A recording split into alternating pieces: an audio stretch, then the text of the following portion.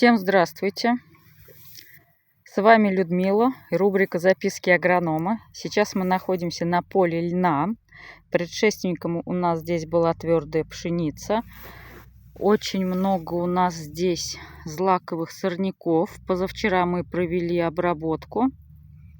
Попозже сниму видео, покажу результат. Лен у нас уже большенький. Уже скоро бутончики появятся. Также мы его подкормили. Надеемся, будем получать хороший урожай.